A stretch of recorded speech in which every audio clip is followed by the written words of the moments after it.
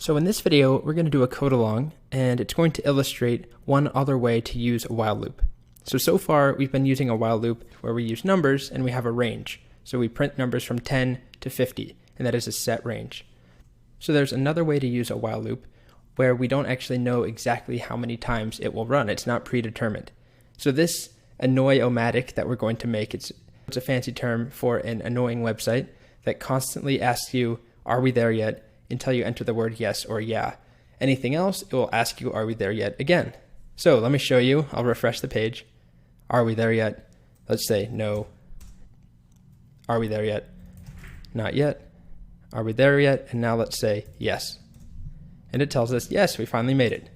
So that's what we're going to make to start. So to get going, we need to have a file with our HTML. And I just called mine annoy.html. And then we're going to add in our scripts tag. And then we'll need to make the file. So let's call this annoy.js. Let's make our new file annoy.js in the same directory. And I always like to add my alert connected just to make sure. So now let's open up our version. And we won't see anything on the page, but it should say connected. All right, so the first thing that we want to do is just ask a user, are we there yet? So we'll make a variable called answer equal to prompt, are we there yet? Save that. So then the next step is to check, did the user say yes? So we could use an if statement like this, if answer equals yes. Then we'll do an alert, yay, we made it. And that's great. And we could have an else where we then ask again. And you don't have to do this part, but I'm just illustrating to you without a while loop. We could do this, but it will only run one time. So it will ask, are we there yet? And if I enter no, then it will run the else, var answer equals are we there yet again, and then nothing else happens. So I'll show you that. Refresh. Are we there yet? No. Are we there yet? No. And that's it. So rather than using just a simple conditional, we're going to use a while loop, but it's going to use a lot of the same code that we have here. So we just write while answer is not equal to yes. So while the user has not said yes, we're going to prompt them again. And that's all there is to it.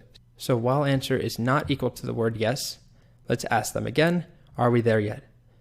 And then finally at the very end, we can just have an alert that says, yay, we made it. And this won't run until this loop is over. And so that means that the user has to have typed in yes in order to get this far. So let's try it out. Go back to the browser. Are we there yet? No. Nope. No. No. Anything we want. And then as soon as we type the word yes, it tells us, yay, we made it. So I wanted to do this to show you that you can use a while loop in another way. So this is not a predetermined loop that runs 10 times or 5 times. It can vary. And it's all up to user input. So there was one more requirement, which is that we could also type the word yeah, Y-E-A-H, instead of yes, and either one would work. So that's pretty easy to implement. All we need to do is add in another part of this conditional, where we want to add an and, while answer is not equal to yes, and answer is not equal to yeah, then we'll ask again, and that's it. So refresh, type something, it keeps asking, then I could enter yeah, and it says we made it. And I can also do that entering yes. So there's a version 2 here that's just a little bit more advanced, where you don't have to enter the exact word yes or yeah only.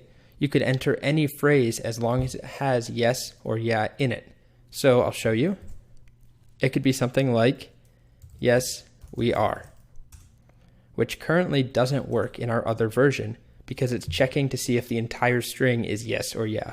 So what we want to do is check if the string contains yes, if part of it matches yes, but not all of it necessarily. So to do that, there's a method we can use called index of. So I'll show you an example in the console. If I make a string called hello world, and I use index of, so str.index of, and in parentheses, I give it a string like w, it's going to give me the number where w occurs, which is 6. 0, 1, 2, 3, 4, 5, 6. But I can also use it on a full word like world. And it tells me that world occurs starting at index 6. And if I try and do something that doesn't exist, so in our case, let's try yes, that's not in hello world, it gives me -1. So I can use that to my advantage.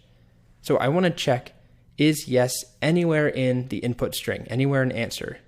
So to do that, I'm going to go back down here, and for our version 2, I'm just going to keep our initial code and comment it out. And then I'll write version 2 and put this down here. So this is going to stay the same. This is going to be different. So we're going to want something like answer.index of yes.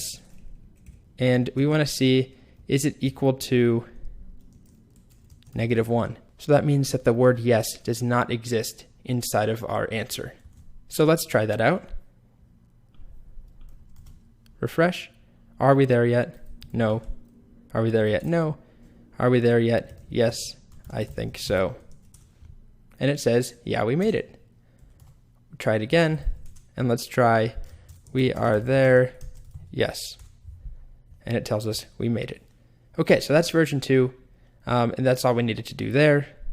So that's all there is to version 2. I just wanted to show that you can use index of to make your input checking a little bit more flexible.